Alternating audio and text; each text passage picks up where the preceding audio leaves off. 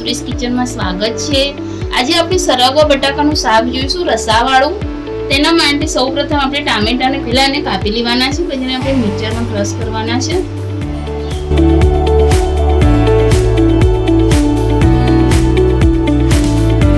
પછી તેને આપણે મિક્સરમાં નાખીને તેની ગ્રેવી બનાવી લઈશું।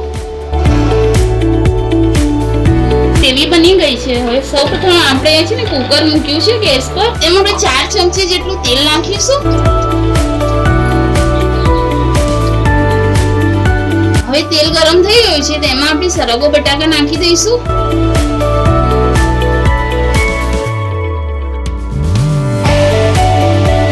હવે તેમાં આપણે આદુ લસણની પેસ્ટ નાખીશું 1 ચમચી, હલ્દી છે અડધી ચમચી છે,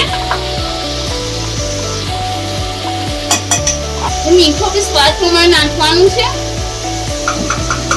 2 ચમચી જેટલું લાલ મરચું છે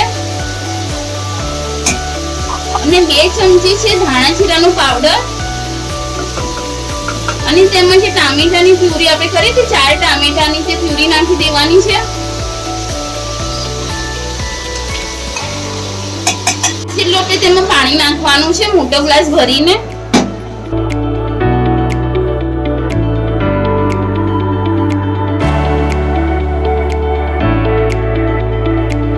હવે આપણે કુકર બંધ કરી દીધું છે, તેમાં આપણે 5 સીટી બોલાવીશું। 5 સીટી બોલી ગઈ છે। હવે આપણે કુકરનું ઢાંકણું ખોલીને જોઈશું। સરગવા બટાકાનું શાક આપણું તૈયાર થઈ ગયું છે। હવે તેને આપણે પ્લેટમાં કાઢીશું।